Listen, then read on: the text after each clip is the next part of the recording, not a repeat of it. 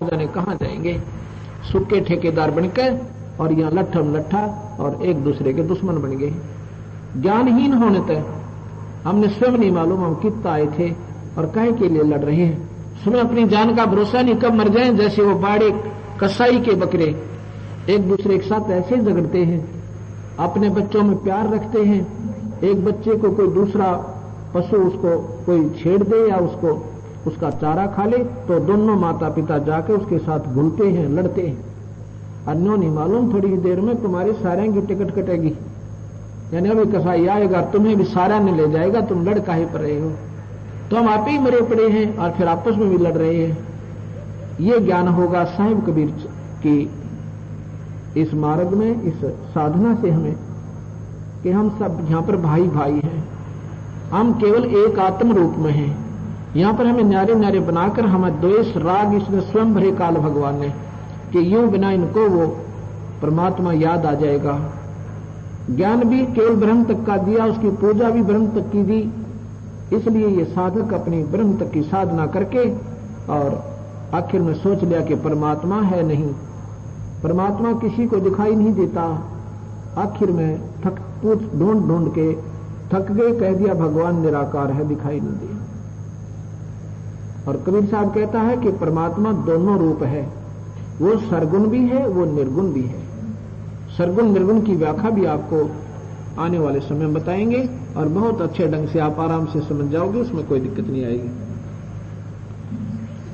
हम सभी सतलोक में रहते थे। सतलोक के अंदर सतपुरुष, उसी को परम अक्षर ब्रह्म, उसको पूर्ण ब्रह्म और पूर्ण परमात्मा परमेश्वर नाम से उसी को जाना जाता है। पूर्ण परमात्मा वहां तीन रूपों में उस सतलोक से ऊपर भी रहता है।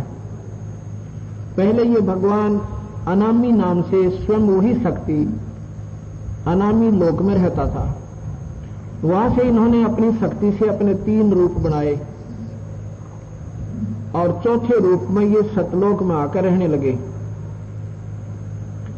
एक अगम लोक है सतलोक से ऊपर, उसके बाद अलख लोक है, अलख लोक के बाद फिर अनामी लोक है। वहां तीनों लोकों में वही ईश्वर अपनी हुई एक ही परमेश्वर अपनी न्यारी स्थिति बनाकर रहता है। जैसे काल भगवान ने उसी सतलोक की यहां कोशिश की है नकल करने की। सतलोक में जब ये सतपुरुष आए पूर्ण परमात्मा, इन्होंने वहां की सृष्टि रची सतलोक की। शब्द उच्चारण किए 17। पहले शब्द से वहां सतलोक के सभी दीप तेज पुंज से रच दिए, वो कभी नष्ट नहीं होते। उसके बाद शब्द से ही अपने 16 पुत्रों की उत्पत्ति की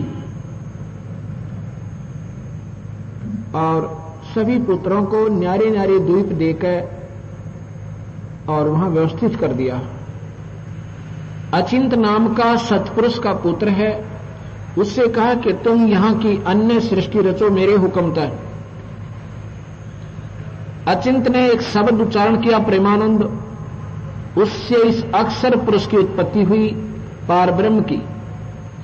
पारब्रह्म को आदेश दिया अचिंत ने कि परमात्मा का हुक्म है कि यहां सतलोक की निम्न सत बाहर ली, ये तू सृष्टि रच। और इसको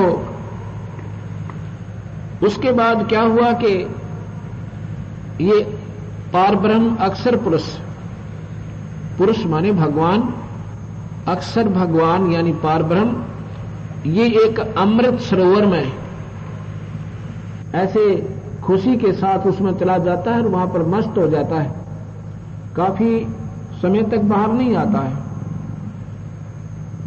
सतपुरुष ने देखा कि सृष्टि नहीं रची जा रही, तो उन्होंने अपने शब्द से एक अंडा बनाया, अमृत तत्व से अंडा बनाकर के उस जल में डाला जिसमें ये पारब्रह्म सो रहा था। उस अंडे की गड़गड़ गड़गड़ की आवाज से अक्षर पुरुष की आंखें खुल गई, यानी वो जाग गई। और फिर नजदीक जाकर देखा क्रोध के साथ, क्योंकि जो कच्ची नींद इंसान उठे तो कुछ उसमें एक विशेष रोष होता है। उसके पास गया, उसके तेज से वो अंडा फट गया, उसमें से युग काल निकला। इसका तेजों में शरीर बहुत सुंदर, ओछा मत्था और शरीर तेज पर सांवला रंग, लंबे लंबे दांत, शरीर में तेज बहुत इसका। आकाशवाणी हुई कि तुम दोनों बाहर आओ। जब वो बाहर आए तो कहा सतपुरुष ने कि तुम दोनों के दोनों अचिंत के ही लोक में रहो, बाकी 15 पुत्र न्यारे न्यारे लोकों में, और ये 3 एक ही लोक में रहने के लिए सतपुरुष ने आदेश दिया। यहां पर इसका नाम ज्योत निरंजन रखा। इस ज्योत निरंजन के मन में कुछ दिन के बाद, कुछ समय के बाद आती है कि मैं अपना न्यारा राज्य रचूं, अपना न्यारा राज्य बनाऊं, अपना न्यारा स्थान प्राप्त करूं। इसने 70 युग तक सतलोक में एक कोने में जाकर साधना करी, एक पैर पे खड़ा होकर 70 युग तपस्या करी। सतपुरुष ने पूछा, भाई क्या चाहता है ये निरंजन से पूछो, ज्योति निरंजन। इसने कहा कि मुझे न्यारा राज्य दो, ये स्थान मुझे अच्छा नहीं लग रहा, ये कम है मेरे लिए। अब यहां से ये बीमारी शुरू हुई जो आज हमें दुखदाई हुई। उधर से एक प्रश्न करता भक्तात्मा के, चलो काल ने गलतियां की, इस पार ब्रह्म, इसने ब्रह्म ने, तो हम क्यों दुख पाए? हम ऐसे दुख पाए कि जब ये तपस्या कर रहा था और हम वहां पर हंस रूप में रहते थे, अपनी भी उत्पत्ति भगवान ने शब्द से कर दी थी सभी की, सतपुरुष ने। हम वहां पर हंस रूप में थे, तेज पुंज का शरीर है हमारा, असली शरीर, वो खत्म नहीं होता कभी, उसी के आधार पर जीव मरता नहीं। हम सतलोक में रहते थे, तो जब ये तपस्या कर रहा तो हम इसकी उस ड्रामे ने देखकर इसके ऊपर आकर्षित हो जाते हैं और अपने भगवान से हम हृदय से टूट जाते हैं। वहां से हम दुख होना शुरू हुआ। हम अपने मालिक ने भूल गए जो सारा सुख देवा था, और इस काल की तरफ, ज्योत निरंजन की तरफ हम आकर्षित हो गए। जैसे कोई हीरो और हीरोइन, फिल्मों में ये बालक देखते हैं बच्चे, ये नादान उम्र की, उसके ऊपर इतने आसक्त हो जाते हैं, और लेना एक ने देने दो, कोई पल्ला भी नहीं उनका कि वो कि देंगे उन्हें। लेकिन हमारी आदत बिगड़ गई वहां तो वो आज भी विद्वान है। जोधपुर में कल कोई भी हीरो आ जा, सारा जोधपुर आसपास के गांव इकट्ठे हो जा देखने खातिर, के देखे वो आदमी। लेकिन हमारी आदत बिगड़ी, उसकी कलाओं पर, उसकी अदाओं पर, उसके चेहरे पर हम आकर्षित हो गए। ऐसे ही हम अपने उस भगवान ने भूल गए जो हमें सुखदायी था, हमारा मूल भगवान है, जो असली पति है हमारा। और इस नकली पति में, इस नकली मालिक में हमारी आस्था बन गई। परमात्मा देखते रहे, इशारा भी करते रहे कि नादान तुम अपनी मस्त रहो अपनी क्रिया में, इसको करने दो, इसकी कब करनी इसी को मिलेगी। लेकिन हमने ऊपर से हम ऐसे चुप हो जाते जैसे स्कूल में अध्यापक डांट दे कि शरारत मत करो, आराम से बैठ जाओ। हम बैठ जाते, पर अंतःकरण से वही हमारी आस्था बन गई। इससे हमारे सत्पुरुष हमारे से नाराज हो गए, हमारे कुल मालिक हमारे से नाराज हो गए, जो हमारे असली पति हैं, जो सारे सुख देवे थे। नहीं चुप रहे, कुछ नहीं बोले। उसके बाद क्या मांगा उसने कि मुझे न्यारा राज दे दो। भगवान सतपुरुष ने, पूर्ण ब्रह्म ने, उस परम अक्षर ब्रह्म ने, नी अक्षर परमात्मा ने इस काल को 21 ब्रह्मांड दे दिए। ये जो आज हम जिनमें बैठे 21 ब्रह्मांड, समझो 21 प्लाट मिल गए आप उसको। उसके बाद उसने सोचा इसमें कोई कंस्ट्रक्शन करूं, कोई रचना रचूं। उसके लिए भी सामग्री किससे लेनी है? परम पिता से ही मिलेगी। 70 युग तक उसने फिर किया। हम और ज्यादा आकर्षित हो गए, देख कमाल कर दिया इसने, ओए होए होए, देख तो एक कदम पे इतने दिन खड़ा है, ओ तेरेगी है। और हम उस पर आकर्षित हो गए। फिर क्या मांगा उसने कि भगवान मुझे सृष्टि रचने की सामग्री दो, मैं अपना अपने कंस्ट्रक्शन करूंगा, रचना करूंगा। सतपुरुष ने उसको 5 तत्व दे दिए इस काल भगवान को, ज्योत निरंजन को। उन 5 तत्वों के आधार पर इस काल में ये यहाँ की पृथ्वी, चांद, सितारे और ये पानी और ये जल और ये वृक्ष, सेब, संतरे, ये सब 5 तत्व से बना रखे। दूध, दही, घी और ये हमारा नकली शरीर, ये 5 तत्व से ये सारा उसने बना दिया। उसने तीसरी बार 5 तत्व और 3 गुण दे दिए। तीसरी बार जो उसने रचना मांगी, 64 युग तप किया, तब सतपुरुष ने कहा भी अब क्या चाहता है, तूने जो मांगा वो मैंने दे दिया। तो काल कहता है ये ज्योत निरंजन, उस समय इसका काल नाम नहीं पड़ा था, अब बताऊंगा वो काल कैसे पड़ा। ज्योत निरंजन ने कहा कि मुझे जीव दे दो भगवान, इतने 21 ब्रह्मांडों में मेरा अकेले का दिल नहीं लग रहा, कुछ आत्मा दे दे मुझे। सतपुरुष पूर्ण ब्रह्म भगवान कबीर साहब ये स्वयं है, इन्होंने कहा भी ऐसे मैं जीव नहीं दूंगा, ये मेरी हृदय, ये मेरी आत्मा है, ये मुझे बहुत प्रिय है, ऐसे नहीं दूंगा मैं, चाहे तू तब के कुछ भी कर। हाँ, अगर ये अपनी सब इच्छा से जाना चाहती हैं तो आप इनको ले जा सकते हो। हम तो तैयार बैठी थी मूर्ख, उसके ऊपर पहले ही आ सकते। तो उसने आकर पूछा, हमारे से कहा कि हम एक न्यारा स्थान बनाएंगे, वहां स्वर्ग बनाएंगे, वहां बढ़िया बढ़िया मेवा होंगी, ऐसे होंगे, दूधों की नदी होंगी, और ऐसे मौज करेंगे, चलोगे? हम तो पहले तैयार थे, ताकि ये कभी आके कह दे हमने ले चल। तो सबसे पहले एक आत्मा ने स्वीकार दी थी कि हम तैयार हैं। सबने कहा कि हम तैयार हैं, तो उसने कहा कि हे पिताजी, हे सतपुरुष, ये सब तैयार है मेरे साथ चलने के लिए। सतपुरुष ने कहा क्यों भाई, तुम जाना चाहते हो इसके साथ? बाकी सेम गए, एकदम चुप हो गए। एक आत्मा ने सबसे पहले स्वीकृति थी, जो इस पर ज्यादा आसक्त थी। उसने कहा कि हम तैयार हैं। तो ऐसे फिर हमने सभी ने स्वीकृति दे दी। जिसने सबसे पहले स्वीकृति दी थी उस आत्मा को इस सतपुरुष ने, पूर्ण परमात्मा ने, एक युवा लड़की अपने शब्द से बना दिया और नूरी शरीर दे दिया उसको। उसके अंदर हम सब जीवात्मा, या कुत्ते, गधे, चींटी, मच्छर, मक्खी जितने भी बने हुए, इन सभी को अपनी शब्द शक्ति से उस माई में, प्रकृति देवी में, अष्टंगी में, दुर्गा में अंदर फिट कर दिए। इस सारे 21 ब्रह्मांड के जितने भी जीव हैं, असंख्यों, अरबों, खरबों, करोड़, असंख्यों जीव हैं, इनका असली सूक्ष्म जीव इतना है, जैसे जो जीव हमने दिखाई नहीं देते और डॉक्टर लोग दूरबीन से देखते हैं, उससे भी सूक्ष्म रूप है अपना असली। हाथी में भी वही है जीव है, और वो नहीं दिखता, वो भी उतना ही है, उससे भी हम और ज्यादा सूक्ष्म है।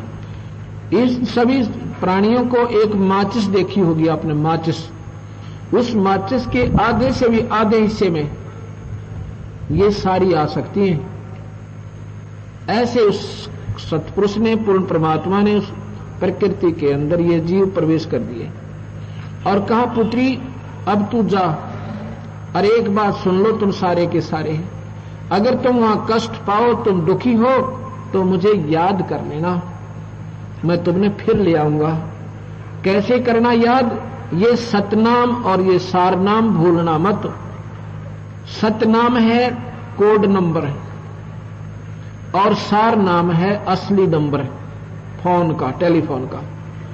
ये दोनों मिलकर बात करेंगे जब बात बनेगी, क्योंकि हम बहुत दूर हैं, ये एसटीडी से बात बनेगी। और इस काल भगवान ने ये दोनों मिटा दिए, इनकी जानकारी भी नहीं छोड़ी कि कहीं न बेड़ा पट जाए, कदे वापस ना चले जा। सतनाम और सारनाम समाप्त कर दिए, हमारे हृदय से उतार दिए। ये किसी शास्त्र में नहीं पाए, वेदों में केवल ओम मंत्र, गीता जी में ओम मंत्र, ये काल तक की उपासना, बस ब्रह्म तक की। आगे बताता हूं। तो सब हम खुश हुए, ठीक है, ठीक है जी, हम इनको याद रखेंगे, बोलने को ना, जैसे बच्चा मेले में जाग रहे ना, अरे घर के कहते हैं भाई वहां दुख बहुत होगा, बहुत पैदल चलना पड़ेगा। पहले पुराने समय में जैसे जाते थे मेले की ज्यादा आकर्षण होता था, तो बच्चा तेने कहा ना ना मैं ठीक से मैं चला जाऊंगा, चाहे कितना तंग पावे, लेकिन वहां जाओ जो बेरा पटा पैदल चाल दूर दूर प्यासा मर जा रोटी ना मिले। तो यहां हमारे साथ फिर नहीं बनेगी जब तक चा चढ़ गया यान का, हमारे बहुत उमंग भरी। जब ये लड़की उसके अंदर जीव प्रवेश करके सतपुरुष ने सहजदास अपने पुत्र के माध्यम से कहा कि पुत्र इस प्रकृति ने निरंजन के पास छोड़ा, हम उस पर वचनबद्ध होकर उसको दे रहे हैं और ये अपनी मर्जी से जाना चाहती है। उसके पास छोड़ आया निरंजन के, ज्योत निरंजन के पास। सहजदास आ जाता, ये दोनों अकेले रह जाते हैं। उस समय इस काल भगवान ने यहां से ये काल बनया, इसने ऐसी बद नजर उस लड़की की तरफ की, बहुत गंदे आवभाव किए और हद से ज्यादा बढ़ गया।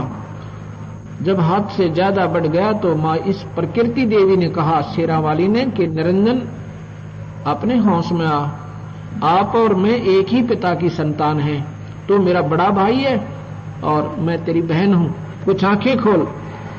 कबीर साहब ने कहा कि इतना अंधा हो गया, इसने एक भी नहीं सुनी उस माई की, उस कन्या की, और अपने हवस का शिकार हो गया। लड़की फिर कहती है कि निरंजन मेरे पास एक शब्द शक्ति है सतगुरु की दी हुई, पिता की दी हुई, और जितने जीव तू कहेगा मैं एक शब्द से बना दूंगी, तो अनर्थ मत कर। नहीं माना, यानी हद से ज्यादा बढ़ गया। माई ने अपनी इज्जत सुरक्षित करने के लिए कोई स्थान ना पाकर उसके पेट में समा जाती है, सूक्ष्म रूप बनाकर अंदर से पुकार करती है, हे पिताजी मुझे बचाओ मुझे बचाओ। ये फिर भी दयालु है। पूर्ण ब्रह्म परमात्मा सतपुरुष ने, कबीर साहब ने कहा कि सहजदास जाइए, वो हो गए ड्रामे सरोज काल के, वो निकम्मे के, और ये जीव इस पर आकर्षित हुए थे। अभी देखना इनकी के दुर्गति करेगा, अब मैं क्या करूं, ये तो अपनी मर्जी से नरक में आप ही पड़े हैं जाकर। जाइए, उसने उसके साथ बदसलूक किया है और उस लड़की ने उसके पेट में शरण दे रखी है, उसके पेट से निकाल इन दोनों को यहां से 21 ब्रह्मांड समेत और सतलोक से निकाल दे, मेरा आदेश है। आज से इसका नाम काल होगा, 1 लाख जीव रोज खावेगा और 1.25 लाख पैदा करेगा। सहजदास ने आके उस लड़की को बाहर निकाला, कन्या को, प्रकृति को, और निरंजन से कहा कि आपको आदेश है भगवान का कि आज के बाद तेरे को 1 लाख जीवों का रोज आहार करेगा, तेरा नाम काल होगा। और हम उनको सभी को, दोनों को 21 ब्रह्मांड समेत सतलोक से बाहर फेंक दिया, 16 शंख कोश की दूरी पर। 16 शंख कोश, एक कोश लगभग 3.5 किलोमीटर का होता है। हम इतनी दूर सतलोक से यहां निरंजन के साथ आ गए। अभी हम उस माई में हैं, बाहर नहीं आए, उस प्रकृति में लीन कर दिए। अब निरंजन ने देखा कि अब यहां कोई भी नहीं, न इसको बचाने वाला। उसने फिर वो गंदा कर्म करना चाहा। माई ने फिर प्रार्थना की कि निरंजन जुल्म ना करे, मेरे पास सब्र शक्ति है, जितने जीव कहेगा मैं बना दूंगी, पर नहीं माना। जबरदस्ती शादी की, 3 बच्चे उत्पन्न हुए। बड़े का नाम ब्रह्मा, दूसरे का विष्णु, तीसरे का शिव रखा, और कहा कि आज के बाद मैं किसी भी जीव को दर्शन नहीं दूंगा। वेदों में लिखी हुई साधना से भी मेरे दर्शन कोई नहीं कर सकता, और गीता इसका प्रमाण देती है 11वें अध्याय का 47वां श्लोक कि अर्जुन, ना तो मैं वेदों में वर्णित विधि से पाऊं, और ना मैं तप से पाऊं, ना जप से पाऊं, ना किसी दान धर्म से यज्ञ से पाऊं, मेरा दर्शन कोई नहीं कर सकता। 7वें अध्याय का 24वां श्लोक ये प्रमाण देता है कि अर्जुन, ये नादान जीव मेरे अविनाशी अटल घटिया संविधान को नहीं जानते कि मैं कभी आकार में नहीं आता। और 7वें के 25 में कहता है कि ये मूर्ख लोग मुझे कृष्ण रूप माया मानते, मैं कभी आकार में नहीं आता। तो वहां क्या होता है, तीनों बच्चे जब सियाणे हो जा, काल ने कहा कि जब ये बच्चे सियाणे हो जाए, इनको सागर मंथर पर भेज देना। शाने के ऊपर हुए कि जब तक ये इनको मेरा ज्ञान मत देना, बताना नहीं। अब माई ने कहा कि एक बात बता निरंजन, अब मैं तेरे वश होगी, अब कैसे नाच नचा, आप मेरे साथ भी नहीं रह रहे, किस ब्रह्मांड को मैं चलाऊंगी क्यों करे, मैं कैसे चला पाऊंगी एक औरत की जात। काल कहता है निरंजन के जो कुछ भी करना है वो मैं ही करूंगा, मेरी गुप्त रूप से मैं प्रवेश करूंगा और किसी को मालूम भी नहीं होगा मैं क्या कर रहा हूं। ये सारे काम को मैं अपनी शक्ति से करूंगा, तुम तो निमित्त बनाने हैं मैंने, और सब मेरी ही शक्ति आदेश से यहां पर कार्य होगा, लेकिन मैं दर्शन नहीं दूंगा किसी को भी। और इनको बेहोश रखना जब तक ये जवान ना हो, इनको होश में मत आने देना। और क्योंकि वो गुप्त क्यों हुआ, क्यों कहता है गीता में कि मैं कभी दर्शन नहीं दूंगा, ये रूप मेरा ना किसी ने देखा ना देख सकता, इसका मतलब कहीं है वो आकार में। ऐसा क्यों जरूरत है उसने लुक कर रहने की, छुप कर? क्योंकि अगर वो स्वर्ग में बैठ कर 1 लाख जीवों ने रोज खावे, कोई ना साधना करे उसकी, उसी समय सब बगावत कर दें, अब ये क्या है का भगवान जब सारे न खावे। लेकिन वो तो स्वयं कह रहा है कि मैं सबको खाऊंगा, बख्शो नहीं। और यहां प्रत्यक्ष आप देख रहे हो, देव मरे, ये ब्रह्मा विष्णु महेश मरेंगे, और हमारी तो गिनती के है, हम तो कह कितनी बार मरेंगे। वो भगवान ये काल है। सागर मंथन होता है, उसमें वेद निकलते हैं। सबसे पहले इस काल ने क्या किया, ये 5 वेद आने थे हमारे पास, इसने 5वां वेद जो कबीर साहब ने स्वयं आकर वर्णन करना पड़ा, जो मार्गदर्शन मैं कर रहा हूं उस सतगुरु की वाणी के आधार पर, ये छुपा दिया काल ने, हमें नहीं आने दिया, इसने गुप्त कर दिया, खत्म कर दिया। और 4 वेद अपने श्वासों के द्वारा और उसमें प्रवेश कर दिए सागर में। जब सागर मंथन होता है तो वेद निकलते हैं। वेदों में ब्रह्मा एक विद्वान पुरुष है, सबसे विद्वान वेद ब्रह्मा जी हैं, वेदों के ज्ञाता। उसने वेदों में पढ़ा कि परमात्मा और है कोई, और उसके पाने की विधि उसने क्या पाई कि ध्यान यज्ञ करे, जैसे गीता में लिखा है, और ओम नाम का जाप करे, परमात्मा प्राप्ति हो जाती है। उसकी माता से जब वो तीनों पूछते थे, सियाने हुए पाछे, जब वो जैसे आपको बताया था कि ब्रह्मा तो कमल के फूल पर रख दिया, विष्णु को सेज सैया पर बेहोश कर दिया, और फिर उसको होश में ला दिया। विष्णु कहता है कि मैंने बालक था जब मां के दर्शन हुए थे, फिर मैंने पता नहीं मैं कहां चला गया। जब थोड़ा सा सियाना हुआ, विष्णु को बेहोश कर दिया, फिर शिवजी भी वहीं आगे, हम तीनों इकट्ठे हो गए। फिर मां से पूछा कि मां हमारा पिता कौन है? तो माता ने कहा कि भाई मैं थारी पिता, मैं तुम्हारी मां, लेकिन वो जो तुम वस्तु, जो और शक्ति जिसको तुम मानते हो वो तुम्हें मिला नहीं गा, वो दर्शन नहीं देगा तुम्हें कभी भी। ब्रह्मा कहता मां झूठ बोलती है तू, वेदों में लिखा है कि परमात्मा प्राप्ति ओम मंत्र से और ध्यान यज्ञ से हो सकती है, मेडिटेशन तय। और माई बोली भाई कोई ना हो, रहने दे, नहीं होगा भाई, तुम अपनी सृष्टि रचो, अपना कर्म करो जो तुम्हारी ड्यूटी है। अगर नहीं मां, मैं पिता को ढूंढूंगा और तभी वापस घर आऊंगा, नहीं तो नहीं आऊंगा। मैं मुख भी नहीं दिखाऊंगा आपको अगर पिता की प्राप्ति नहीं हुई। माता ने कहा कि अगर तेरा पिता नहीं मिला तो क्या करेगा तू, अब जिद कर रहा है। ब्रह्मा कहता है अगर पिताजी नहीं मिला तो मैं दर्शन नहीं दिखाऊंगा, वापस आऊंगा भी नहीं। 4 युग तक मेडिटेशन ब्रह्मा करता है, 4 युग तक। आप देख लो कोई संत, कोई महात्मा आपको कहे कि 2.5 घंटे सुबह और 2.5 घंटे शाम ध्यान यज्ञ कर लो, मेडिटेशन कर लो, ध्यान लगा लो, प्राप्ति हो जाएगी, व्यर्थ है। 4 युग तक मेडिटेशन करता रहा, ब्रह्मा को भगवान प्राप्ति नहीं हुई, वेदों वाले भगवान ब्रह्म की भी प्राप्ति नहीं हुई। उसके बाद आकाशवाणी हुई काल की, निरंजन की, कि सृष्टि रचो, क्यों देरी कर रखी है? तो माई ने कहा कि तेरा पुत्र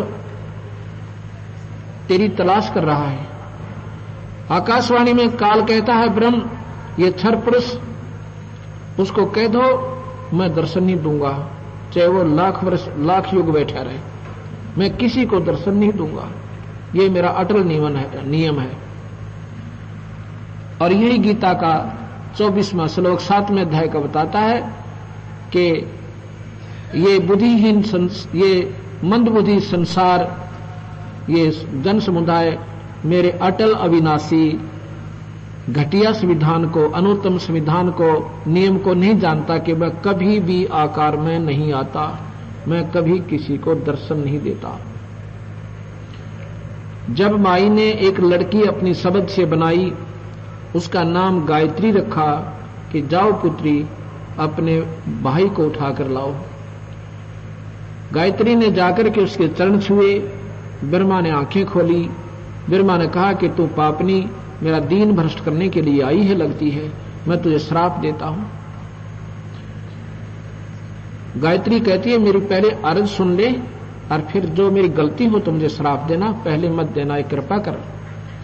आप बोलो कैसे आई? कि मां ने भेजी हूं, आपके बिना सृष्टि रची नहीं जा रही और आप चलिए।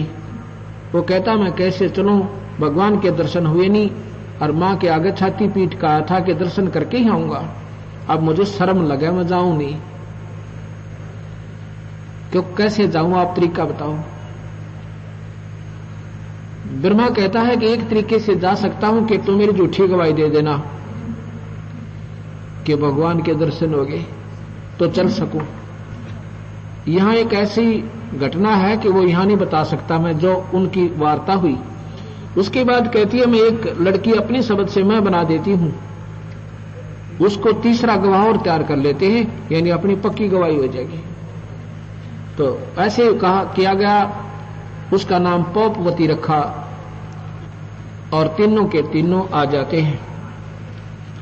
माई ने पूछा कि ब्रह्मा तेने परमात्मा प्राप्ति होगी, तेरे पिता के दर्शन होंगे? हाँ जी। कहने लगे भाई कैसे मानूं मैं? कि इन दोनों से पूछ लीजिए, मेरी गवाह, इनके सामने दर्शन दिए मेरे को। क्यों, तुमने आंखों से देखा? हाँ जी। दोनों ने झूठी गवाही दे दी। अब माई ने सोचा कि मुझे तो कहता है मैं दर्शन ही नहीं दूंगा किसी को, इनको दर्शन दे रहा है। तो कहती है नरेंद्र ये तेरी दोगली चाल मेरे बस की कोई ना, पकड़ संभाल अपने डमडमे ना। माई सोकर एक तरफ बैठ जाती है। आकाशवाणी होती है काल भगवान की, ब्रह्म की, कि ये तीनों झूठ बोलते हैं, मैंने कोई दर्शन नहीं दिए। जब आकर वो माई, जब सत्य का बेड़ा पट जाए ना, करड़ी होकर आई कि नादानों मुझे आकाशवाणी हुई है उस परमात्मा की, ब्रह्म की, और कहा कि ये झूठ बोल रहे हैं। फिर वो तीनों सहम गए, घबरा गए, हंसने लगे, कहने लगे माता ये आ नहीं रहा था, इसने कहा कि तुम झूठी गवाही दे देना, मैं चल पड़ू नहीं तो शर्म आएगी, हमने झूठ बोल दी। मां ने श्राप दे दिया कि निकम्मे तेरी आज के बाद पूजा नहीं होगी, तो कपटी है, झूठा है, ब्रह्मा की पूजा माई ने श्राप दे दी, तेरी पूजा नहीं होगी। इससे ब्रह्मा बेहोश हो जाता है कि देख छोटी सी बात का कितना भयंकर परिणाम मिला। और गायत्री को श्राप दे दिया कि तू गाय बनेगी, तेरे 5-5 पति होंगे। और पौपवती को श्राप दिया कि तू गंदी बूटी बनेगी, जो गंदे स्थल पर उपजा करेगी। उसके बाद काल ने कहा कि माई ने कहा, विष्णु को बुलाया, कहने लगी बेटा आप भी ढूंढ लो अपने पिता ने, कहीं फिर बीच में ना बाधा बन जाओ। विष्णु चल पड़ता है अपने पिता की तलाश में। कहां पहुंच जाता है? शेषनाग के लोक में पहुंच गया, क्षीर समुद्र में। वहां जब पहुंचा तो ये सबकी यहां पर जोड़ेक्शन बनी हुई है। शेषनाग ने 1000 फुन वाले शेषनाग हैं, 1000 फुनों से ऐसा फुंकारा मारा कि जैसे धुंध हो जाकर जहर की, और भगवान विष्णु का रंग सावला हो गया, दिखाई भी नहीं दिए। भगवान विष्णु ने सोचा इस नादान का मैंने क्या बिगाड़ा था, इस कीड़े का है, और इसने मेरा क्या हाल कर दिया, बिना कसूर के डैश को भी खत्म कर देता हूं। भगवान विष्णु जब उसको मारने के लिए चलते हैं, आकाशवाणी होती है निरंजन की कि विष्णु अब मत मार इसको, कुछ ना कह तू इसको। अगर तुम ऐसे लड़ने लगे तो यह सृष्टि रचना बंद हो जाएगी। इसका बदला तुम द्वापर युग में लेना। ये काली देह में शेषनाग ही अवतार बनकर जाएगा, काली देह में, और तू कृष्ण रूप में होगा जब इसका बदला ले लेना। अब जाके अपनी मान प्रकृति ने, शेरा वाली ने सच्ची साच बता दे, और जैत ने झूठ बोल दी तो वह ब्रह्मा के साल तेरा भी हो जाएगा। विष्णु वापस आ जाता, और मैं दर्शन नहीं दूंगा चाहे कितना घूम ले। विष्णु वापस आ जाता है। माता पूछती है, पुत्र तुझे हुए दर्शन पिता के? ने बोला, नहीं माँ, मुझे दर्शन नहीं हुए। इस पर वो माँ प्रसन्न हो जाती है और सीने से लगाती है, बेटा तू सतोगुणी होगा, तूने सच्ची बताई है मेरे को, और तेरे को इस सृष्टि की रचना का ना ये पालन करने का कर्ता की उपाधि देती हूँ, तो बहुत नेक आत्मा है। उसके बाद भगवान शिव से कहा कि पुत्र तुम ही ढूंढ ले अपने पिता निरंजन ने। वो कहने लगा, माँ जब मेरे दोनों भाइयों को नहीं मिले तो मैं तो ट्राई को नहीं करता, मैं नहीं ढूंढता। मेरे पे कृपा कर दे माता, मैं आपसे एक वरदान चाहता हूं, अकमांग भाई, कि मुझे अमर कर दे, मैं कभी ना मरूं। तो माई कहने लगी, भाई ये नहीं हो सकता, जो पैदा हुआ है इस 21 ब्रह्मांड में अवश्य मरेगा, और जो मर गया उसका जन्म जरूर होगा भी रहा। लेकिन तुझे विधि बताती हूं कि तेरी आयु सब तो लंबी हो जाएगी।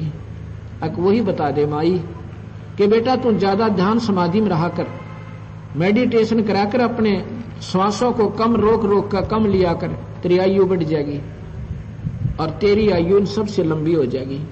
ऐसे ही ब्रह्मा की आयु 100 वर्ष की, विष्णु की 700 वर्ष की, और भगवान शिव की 749 वर्ष की है, लेकिन फिर भी मरेगा। इतनी उम्र बुलंद मरेगा अंतरे, और सतगुर लगे ना कान ना भेंटे संतरे। कबीर साहब कहते हैं, गरीबदास जी कहते हैं, इतनी लंबी उम्र भी 23-21 ब्रह्मांड में साधना से होगी तो भी बेटा अंत जरूर होगा, तो मरेगा। वो सतलोक है जहां पर मरते नहीं थे। उसके बाद क्या होता है, माता ने कहा कि पुत्रो तुम मेरे साथ ब्याह कर लो। ऐसा ही देवी भागवत में लिखा है, ऐसा ही कबीर साहब ने, ऐसा ही गरीबदास ने लिखा। इस माई ने कहा कि तुम तीनों मेरे से ब्याह करो और सृष्टि रचो। तो भगवान शिव कहता, माँ ये क्या बात कही आपने, माता नार पुत्र की होई, हे जननी ये कहां पाप धोई, ऐसा जुल्म हम करें। तो माई ने कहा, पुत्र मैं तो थारी परीक्षा लूं थी कि तुम्हारे अंदर कोई विचार विवेक भी है या ऐसे ही तुम जवान हो गए। अच्छा ऐसे करो, जाओ सागर मंथन करो एक बार। फिर सागर मंथन पर चल पड़ते हैं। माई ने अपने 3 रूप बनाए और उसमें 3 लड़कियों की मैं के रूप में समुद्र में छुप जाती है। जब सागर मंथन होता है उसमें 3 लड़कियां निकलती हैं बारी बारी में, और तीनों को लेकर मां ने कहा था, जो वस्तु निकले उस पर नंबर लगा लेना, पहली, दूसरी और तीसरी मेरे पास ले आना। वहां चौथे रूप में वो और बैठी। एक सिद्धि होती है, एक सिद्धि वो चोलेधार है, एक सिद्धि ऐसी होती है कई रूप बना सकता है एक ही जीवात्मा, और ये तो परम शक्ति किस ब्रह्मांड की है। तो वहां ले आए। बड़ी का नाम सावित्री रखा, ब्रह्मा ते शादी कर दी। दूसरी का लक्ष्मी रखा, विष्णु ते ब्याह दी, और तीसरे का उमा रखा यानी महादेवी, व शिव ते ब्याह दी। यहां से काल भगवान की यह सृष्टि शुरू हुई। गीता में जो कहता है मैं काल हूं, उसी को हम काल कह रहे हैं, हम कोई न्यारा शब्द कहीं से नहीं लाए। और वही कबीर साहब बता रहे हैं कि उसी काल की यहाँ सारी सृष्टि रची हुई है, और हम अपनी बेवकूफीता अपने भगवान ने भूल के और इस भगवान पर आसक्त हो गए। और इस भगवान ने हमारा के जलूस काटा, गधे बनाए, गधी बनाई, कुत्ते कुतिया बनाई, किसी का बेटा मारा, किसी की बेटी मर जा। कोई नहीं मरना चाहता यहाँ पे। क्यों नहीं मरना चाहते? जब मालूम है हम मरेंगे, क्योंकि हम सतलोक में मरते नहीं थे। अब हमें मरना अच्छा नहीं लगता, क्योंकि हम वो याद है हमें कि हम मरते नहीं थे, अब यहाँ मर क्यों रहे। तो ये इतना हमारे को यहाँ पर भूल भलैया में इस काल भगवान ने डाल दिया। अब यहाँ सतगुरु महाराज कहते हैं कि इस काल के लोक में जीव कोई सुखी नहीं। यहां पर मरना और जीना लगा रहेगा, और जब तक हम सतलोक नहीं जाएंगे तब तक ऐसे ही हमें दुख होता रहेगा। यहां कबीर साहब के द्वारा काल का अंग है। ये 10 मिनट का सत्संग आपको और सुनाता हूं।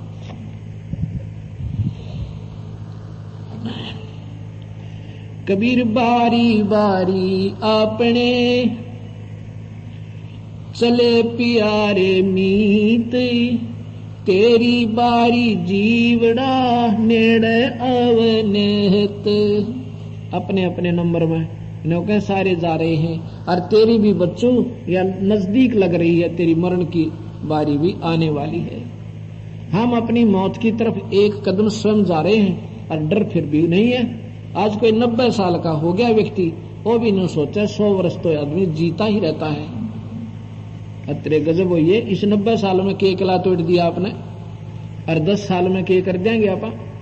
हमने जो करना था, जो यहाँ से पीछा छुटवाना था, हमने साधना करनी थी, वो भूल गए। और कबीर साहब का मार्ग है कि अपने बाल बच्चों में रहो, घर त्याग्य भगवान नहीं मिलेगा।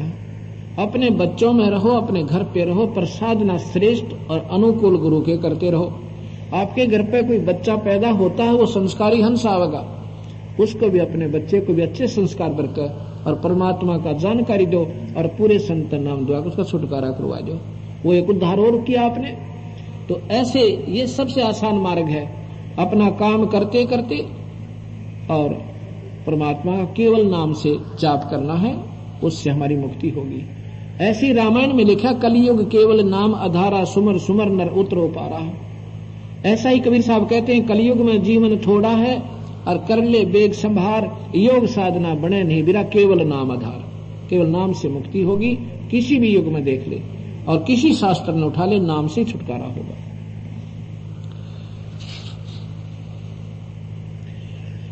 कबीर फागण आवत देखे के, बन रोवे मन माही, वो ऊंची टेढ़ी पात थे, इब पीले हो जाही। भगवान कबीर साहब कितनी उत्तम, यानी कितनी गजब तुलना करके हमें बताना चाहूं। बीरा आपके साथ न्यों बनेगी कैसे? जैसे वन में लंबे लंबे पेड़, इसे मोटे मोटे पत्ते ऐसे फड़फड़ फड़फड़ करते रहते हैं, और जब ये फागन आवेगा यानी पतझड़ आवेगी, अभी आगे नहीं समझो, कहते वो सब पीले होकर टूट के गिर जाएंगे, और ना जाने कहां गारा कीचड़ में गलेंगे गिरकर। और फिर क्या कहते हैं, कबीर फागण आवत देखे के, बन रोवे मन माही, वो ऊंची डारी पात थे, अब पीले हो जाही। तरवर कहता पात से, सुनो पात एक बात, यहाँ की यह रीति है, एक आवे एक जात। वो पत्ते टूटेंगे, उनके साथ ही तुरंत छोटी छोटी कोपल हजारों फूट जाएंगी, और फिर वो पत्ते बन जाएंगे, और 1 साल में वह भी टूट कर फिर गिर जाएंगे, पत्ता फिर खाली, फिर नए आ जाएंगे। तो यहाँ कबीर साहब कहते हैं, ऐसे ही ये प्राणी आपके साथ काल ने कर रखा है। हम वृद्ध हो रहे हैं और बालक जवान हो रहे, उनके बच्चे और आगे, अपनी टिकट कटन हो रही है, और वह इतने और 50-60 साल वह नाच कूद लेंगे, फिर वह न्यू खत्म हो जाएंगे। ऐसे सतगुरु महाराज कहते हैं, यहाँ इस काल के लोक में बिरात्री गेला न्यू बन रही है। तरवर कहता पाते से, सुनो पात एक बात, यहाँ की यह रीति है, एक आवे एक जाते। तरवर पात झड़नता यूं कहे, सुन भई तरवर राय, इब के बिछड़े नहीं मिले, न जाने कहाँ गिरेंगे जाए। कबीर साहब कहते हैं, भाई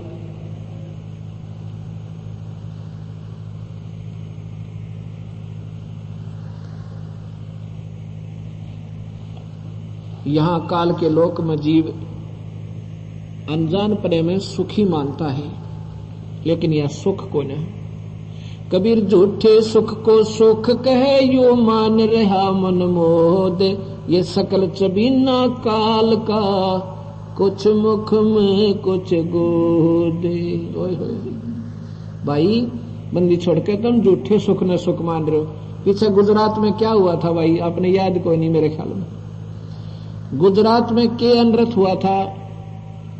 26 जनवरी का दिन देश स्वतंत्रता यानी गणतंत्र दिवस की खुशी मना रहा, और 3.5 मिनट में और लाखों जीव बेचारे अपने ही मकानों के नीचे, जिनको बनाने में शायद उन्होंने 20-20 वर्ष 2-2 पीढ़ी लगी होंगी, और उन्हीं के अंदर खत्म हो गई। अब बंदी छोड़ के भाई इस झूठे सुख ने सुख मान रहे हो, यहाँ पर ना जाने कब के बिजली पड़ जा। पीछे उसमें उड़ीसा में कितना भयंकर समुद्री तूफान आया था। श्याम ने बेचारे अपनी सोचो उम्मीद ला कर सोए थे, अपने बच्चा ने न्यू करेंगे, सभी की ऐसे हमारी आस्था है, और सुबह उनकी लाश धरती मिली थी। यहाँ बंदी छोड़ कहते हैं झूठे सुख को सुख कह यो मान रहा मन मोद, ये सकल चबीना काल का कुछ मुख में कुछ गोदे। मुख में तो वो है जो रोज 1000 का पूरा कर ले, 1 लाख पूरे कर जाता है, वो तो मुख में आ गए। और बाकिया न झूठे लालच देके ये तेरा बेटा है या तेरी बेटी, और ये तेरी संपत्ति, और ये तेरा राजपाट मौज करे। और नंबर आवेगा जब 1 सेकंड भी ना लगे, उसी समय चले जाएंगे। यहाँ सतगुरु महाराज कहते हैं बेटा जाया खुशी हुए खूब बजाए थाल, आवन जन लग रहा जो कीड़ी का नाल। बंदी छोड़ने कहे कि भाई जब पुत्र हुआ कितनी खुशी मनाई है भाई, क्या की खुशी मनाओ, ये तो आना जाना न्यू लग रहा है जैसे कीड़ी का नाल। आपने चींटी देखी होंगी काली काली छोटी छोटी, कोई इधर भाग रही है लाखों की संख्या में न्यू भाग रही है, उत्सवों को इधर उधर से हो रही है। कहते ये तो तेरा न्यू बन रही है, 1 लाख जा रहे हैं और 1.25 लाख आ रहे हैं उसी रास्ते तक। 1 लाख रोज जा रहे हैं, ज्यादा तो ये जैसे मनुष्य है ना, ये 1 लाख तो रोज गिन कर वो खाता है। बाकी मरो कितने कीड़े मकोड़े ये अलग है, इनकी कोई गिनती है कोई ना। ये तो अपने क्रम आधार पर मनते रहो, पैदा होते रहो। 1 लाख आहार करता है, और ज्यादा मर जाए तो मर जाए, उसके के 8 लगे, उसके के दर्द हो काल के। दर्द का मारो, हमारी बाण मर जाए, बेटा मरे और भाई मरे, कलजा पट टक्कर मारे और फिर भी पूजा उसी काल की। जो सुन कर मैं काल हूं उसी को हम पूज रहे, तो निहाल कैसे करेगा, कैसे बचाव होगा। कबीर साहब यही कहना चाहते हैं कि तुम फिर पढ़ो इन शास्त्रों को और फिर आ जाओ मेरी शरण में। फिर मेरी शरण में आने के बाद तुमने काल नहीं खाओगा। आपको काल नहीं खाएगा, बेमौत नहीं मारेगा। परमात्मा बंदी छोड़ कहते हैं अपने समय पर जाओगे, और समय से ज्यादा भी मैं तेरी उम्र भी बढ़ा दूंगा, क्योंकि कबीर साहब के पास ये पूर्ण शक्ति है। ये फांसी की सजा को भी, जैसे राष्ट्रपति होता है ना, फांसी की सजा भी माफ कर सकता है, और अन्य सजा तो उसके लिए बाएं हाथ का खेल है। ऐसे कबीर साहब हमारी मृत्यु भी टाल सकते हैं, आयु भी बढ़ा सकते हैं। ये कथा अपना कल सुनाऊंगा। 5 दिन आप सुनना कबीर भगवान की महिमा, और फिर आपकी आत्मा कितनी आनंद होगी। भक्ति तो हमने करनी है। भक्ति शुरुआत कहाँ से होती है? यहीं से होगी। कहाँ से होगी? ब्रह्म से होगी हमारी पढ़ाई शुरू। ब्रह्म यानी इस ज्योत निरंजन का ऋण हमने उतारना है। हम यहाँ की वायु, पानी, ये सब व्यवस्था प्रयोग कर रहे हैं। ये 5 तत्वों का शरीर भी उसका प्रयोग किया। इससे हमने वो मंत्र, ओम जो मंत्र है, ये सबसे उत्तम मंत्र है। इससे ऊपर एक सार नाम है, सत्य नाम है, उसको वो नाम है पारब्रह्म का, यानी ब्रह्म का ओम। वो दूसरा मंत्र हम देते हैं वो पार ब्रह्म का, और सार नाम पूर्ण ब्रह्म का। ऐसे इनका ऋण उतार के, जैसे 18वें अध्याय का कल सुनाऊंगा आपने, गीता में लिखा अर्जुन मेरी पूजा मुझ में ही त्याग दे, जितनी मेरी तूने साधना कर ली ना मेरे में छोड़ दे। ओम मंत्र की कमाई हम यहाँ छोड़ देंगे, इससे हमारा ऋण मुक्त हो जाएंगे। और कहते हैं उस परमात्मा की शरण में चला जा तो कति जन्म मरण तय और सभी संकटों से मुक्त हो जाएगा, तेरा फेर मरण नहीं होगा। तो इसलिए परमात्मा प्रेमियों, ये सतगुरु की महिमा विचार से सुनना और इनके ऊपर बहुत ही ध्यान से बारीकी से सोचना, और फिर क्योंकि सत्संग का समय आपको कम होगा, ये पुस्तक जरूर ले जाना। ये यहाँ मिलेगी आपको, ये बुक स्टॉल लगा हुआ है। ये 75 रुपए में तैयार हुई है, 75 रुपए में। इसको हम जनसाधारण के तक पहुंचाने के लिए 50 रुपए कीमत रखा है इसका। और ये भी इसलिए कि अगर आपके ना अच्छी लगे तो वापस दे जाना, हमारी 50 रुपए ले जाना आपने, लेकिन एक बार लेख कर देखिए इसको। तो इस प्रकार सच्चाई का जब ज्ञान होगा तब आपको सच्चा रास्ता मिल जाएगा। फिर आत्मा अपने आप ही परमात्मा की टो में इतनी कसक बनाओगी कि बेड़ा पार हो जाएगा। या बंदी छोड़ कहते हैं, भाई और बात तेरे काम न आवे, संता शरण लाग रे, के सोवे गफलत में बंदे जाग रे। और बात तेरे काम न आवे, तो संता शरण लाग रे, के सोवे बंदे जाग जाग नर जाग रे। इस तन सरायम जीव मुसाफिर करता रह दिमाग रे। तन सरायम जीव करता रह दिमाग रे। रात बसेरा कर ले डेरा, चल सवेरा त्याग रे। चल सवेरा त्याग रे। और बात तेरे काम न आवे, तो संता शरण लागे, के सोए गफलत में बंदे जाग रे। जाग जाग नर जाग रे। उमदा चोला बण्यान मोला, लगे दाग पे दाग रे। उमदा चोला लगे दाग पे दाग रे।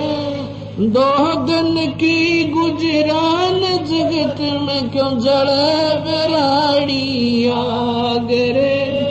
जड़े बिराड़ी आग रे। और बात तेरे काम ना का शरण लाग रे, के सोवे गफलत में बंदे जाग रे। कोबद का चढ़ी चढ़ रही चत पे, तू होया मनुष्य से नाग रे। कोबद का चढ़ी होया मनुष्य से नाग रे। सूझे नहीं सजन सुख साग, बिना प्रेम बैराग रे। बिना प्रेम बैराग रे। और बात तेरे काम न आवे, तो संता शरण लाग रे। गफलत में बंदे जाग रे। जाग जाग नर जाग।